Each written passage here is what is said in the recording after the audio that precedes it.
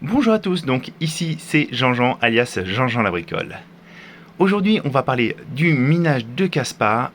La difficulté est en train d'augmenter, il y a des nouveaux ASICs qui arrivent. Jean-Jean aussi s'est fait une très très grosse frayeur et ça je voulais le partager avec vous parce que je vous partage mes bons plans mais aussi mes galères. Donc je me suis fait très très peur avec une seed Casspa et je voulais vous en reparler du coup parce que si vous avez des problèmes avec vos seeds, parfois quand vous avez mal noté votre seed, il y a un petit moyen de s'y retrouver. Tout n'est pas perdu. Voilà, donc je voulais partager ça aussi avec vous et puis vous montrer un petit peu les machines avec lesquelles je mine et ce que je mine. Donc là, moi je suis revenu sur du Dynex pour tout ce qui est partie GPU. Pour le CPU, je mine du Raptorum. Donc j'ai une machine qui est éteinte parce qu'en fait le processeur est parti en SAV, pour ceux qui ont suivi un petit peu les dernières vidéos. Et puis donc là je suis sur Raptorum et là aussi c'est aussi mon PC avec lequel j'enregistre. Donc je vous rappelle aussi que le RGB a un effet extrêmement fort sur vos taux de hachage, donc vraiment mettez-en. Donc on passe à la vidéo elle-même. Alors il y a des nouveaux ASICs qui arrivent. Mon partenaire Happy Mining va les commercialiser. Donc ce qui vous annonce ici, c'est vraiment les dates à laquelle ils seront livrés chez le client, si ça vous intéresse. Et il m'a fait un petit code qui vous permet d'avoir une réduction. Et Jean-Jean a également fait un petit, voilà, une commission. Donc il n'y a rien de caché. Je vous montre même le petit message Discord qu'il m'a envoyé. Jean-Jean _ promo. Ça vous permet d'avoir 35 € de réduction. Donc vous le touchez à 564. Et pour tous les gens qui se disent oui mais Jean, c'est Ice River, c'est moins cher. Alors certes, c'est moins cher chez Ice River, mais ils ne fournissent pas avec l'alimentation, donc il faut le rajouter. Vous avez les frais de port qui sont à rajouter et vous avez aussi la douane. Et Jean-Jean a testé un achat de Ice River parce que j'ai acheté mon Founders Edition, ou plutôt mon Commemorative Edition chez Ice River, et j'ai bien eu la douane et les frais de port. Et quand vous additionnez ça au prix de la machine, ça revient à peu près au prix chez Happy Mining. Donc autant faire travailler un Français, autant faire travailler quelqu'un qui sera dispo si vous avez des problèmes aussi au niveau du SAV. Et puis en plus, vous soutenez la chaîne de Jean-Jean. Voilà. Donc ça, j'en ai assez parlé. Au niveau du Casspa, donc comme je vous disais, forcément, là, on a la difficulté qui augmente, mais le prix augmente aussi fortement. Donc après, c'est à vous de voir où est-ce que vous projetez le Casspa, parce que c'est toujours la question qui revient. Est-ce que j'achète le coin ou est-ce que je mine? Je trouve que la démarche est différente. Donc on a des difficultés qui vont vraiment aussi des records. Mais c'est une question, voilà, c'est vous et la façon dont vous voulez faire. Le mining, c'est un petit peu, c'est comme du DCA. Donc en fait, vous allez acquérir les coins tous les jours, alors que si vous achetez à un moment donné. Et si demain le Casspa baisse, voilà. Et s'il augmente, vous aurez gagné. Mais c'est une vision différente. C'est à vous de voir. Je vous force pas du tout à aller miner du Casspa. Ce qui est sûr, c'est que demain, ça sera demain, dans le sens, dans un an, dans un petit peu de temps, ça sera plus possible. Donc voilà, vous avez encore une opportunité, mais c'est à vous de voir si ça en vaut le coup. J'ai fait les petits calculs, par contre, pour savoir à partir de quel moment vous seriez, on va dire, rentable. Et aujourd'hui, vous voyez, 564 € en Casspa, ça représente 3699 Casspa.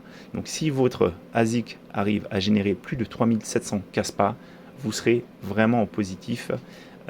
S'il en fait moins à terme, vous l'aurez donc un petit peu surpayé par rapport à un achat à l'instant T. Voilà. Donc je voulais vous parler aussi du problème que j'ai eu. Alors j'ai eu un problème de seed déjà sur un de mes wallets. Tout simplement, c'est sur ce wallet que vous avez là, tout simplement parce qu'en fait j'avais mal noté un mot, parce que je vous rappelle, la liste des mots, c'est une liste qui est donnée. Donc quand vous générez une seed, ça va utiliser un standard qui est le BIP 32 ou BIP 39, voilà. Et cette liste, elle est accessible. Donc la liste des mots, vous pouvez la voir. Alors attendez, je voulais vous montrer parce que tout à l'heure je l'ai fait. Hop, BIP 32 et ah mince, c'était pas là que j'ai été, mais en tout cas, vous pouvez visualiser l'intégralité des mots qui sont utilisés. Alors attendez, je vous assure que je l'ai vu tout à l'heure. Mince, word list. Alors si on fait word list, peut-être, voilà, on choisit en anglais. et vous aurez la liste complète. Donc si par exemple vous avez écrit cristal mais que vous avez mis un E à cristal parce que vous n'êtes pas anglophone, vous allez pouvoir retrouver votre erreur. Et moi effectivement, si c'était sur ce mot-là, je vais vous donner un mot de ma seed. Avec ça vous n'allez pas loin, je vous rassure. Je suis prêt à parier ce que j'ai dessus. Voilà, c'était fetch. Je ne savais pas écrire fetch en anglais. J'avais rajouté un T à la fin. Et en consultant la liste, je me suis rendu compte de ma galère. Alors, maintenant qu'on a parlé de ça, je voulais vraiment vous rentrer un petit peu dans les détails de ma galère.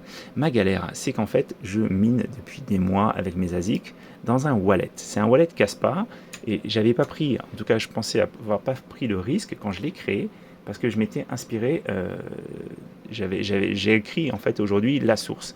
Donc j'avais écrit Kaspa Zelcore. Donc je savais que c'était mon wallet Zelcore et que mes Kaspa étaient dans le wallet Zelcore. Le problème que j'ai eu, c'est que hier, en voulant consulter mon solde, en me disant, bon, j'ai quand même vérifié, je ne retrouvais pas mon solde. Je ne retrouvais pas du tout mes Kaspa. J'ai été vérifié. Alors, je vous rappelle qu'on a un Explorer. Hein. Sur la plupart des blockchains, vous avez un Explorer. Donc, quand vous avez un problème, il suffit d'aller dans l'Explorer Kaspa, vous mettez votre adresse et vous allez pouvoir en fait tomber sur, alors pour tout ce qui est blockchain public, vous allez pouvoir savoir combien vous avez de Kaspa, sur cette adresse. Voilà. Et les dernières transactions, vous avez toute l'historique. C'est ça aussi l'avantage de la blockchain. Par contre, le problème, c'est que je me disais, mais je suis persuadé que c'est mon adresse Kaspa. J'ai noté que c'était mon adresse Zelcore, mais je ne le retrouve pas. Et je voulais vraiment insister là-dessus parce que Zelcore, pour ça, c'est vraiment pas optimal, je trouve, comme portefeuille. Moi, je n'aime pas les Qt Wallet parce que ça oblige aussi à disséminer ces fonds dans plein de wallets différents qu'il faut synchroniser à chaque fois. Mais Zelcore, c'est pas mieux parce que je vous montre. En fait, donc là, je suis sur mon Zelcore. Je prends Portefeuille Overview et quand je fais ajouter un actif et que j'essaie d'ajouter Kaspa, vous allez voir. Ah ben, il n'y a pas d'actif Kaspa. Alors ça m'a fait très peur parce que je me suis dit c'est pas possible, je suis quasiment persuadé de l'avoir fait sur Zelcore et là j'ai rien.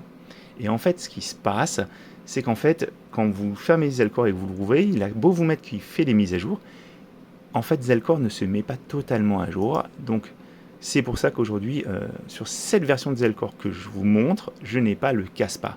Mais si vous allez télécharger sur zelcore.io.net, vous verrez, il y a une dernière version, et sur la dernière version, j'ai bien le Kaspa qui apparaît. Ce qui est gênant, par contre, ce qui est très gênant aujourd'hui, alors j'avais trouvé la même chose sur Ledger, hein. Je ne suis pas un spécialiste du tout des portefeuilles et de leur gestion, mais ce qui est vraiment gênant, c'est que quand vous réinstallez par exemple votre Zelcore, vous n'avez pas les différents assets que vous avez choisis sur l'ancienne machine qui apparaissent. Donc ce qui se passe, c'est que vous pouvez très bien votre ergo ne plus l'avoir, tout simplement parce que vous n'avez pas à nouveau rajouté l'actif. Donc vous partez d'une feuille blanche et si vous ne connaissez pas les différentes cryptos que vous avez, vous n'allez pas vous y retrouver. Et c'est pire que ça parce que sur Zelcore, quand vous êtes par exemple dans l'onglet Overview, vous n'avez pas la liste de tous les fonds que vous avez. Donc moi je me suis retrouvé à avoir mes Zelcore dans la partie, mes Kaspa dans la partie minage et le problème c'est qu'il n'était pas repris dans le Overview. Donc il faut vraiment aller le rajouter et à ce jour moi j'ai pas d'outils. Alors dans la DeFi je sais qu'il y a des outils pour retrouver où sont vos tokens, sur quelle plateforme vous les avez placés. Et ça, c'est super important parce que plus vous allez diluer vos opérations à différents endroits, plus vous risquez tout simplement d'oublier que vous avez des fonds. Et on voit tous les jours des gens qui récupèrent des fonds. C'est pareil sur ma Ledger. J'ai réinstallé la dernière fois Ethereum classique et bim, j'ai des Ethereum classiques qui sont apparus. Je ne savais pas que j'en avais. J'avais oublié. Voilà.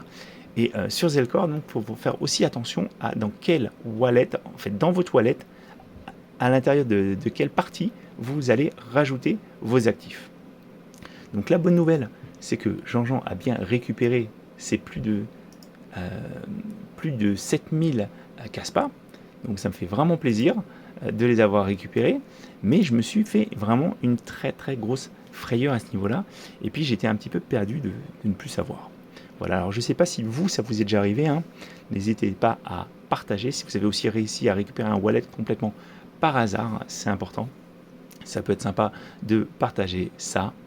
Alors Jean-Jean, vous le voyez beaucoup moins en ce moment sur la partie mining. Il faut dire que je me suis beaucoup intéressé aussi à l'actualité crypto. Et aujourd'hui, la plupart des choses se passent sur Solana, hein. Alors je sais, c'est un peu une blockchain dégène, mais elle a vraiment de très très gros points forts, hein.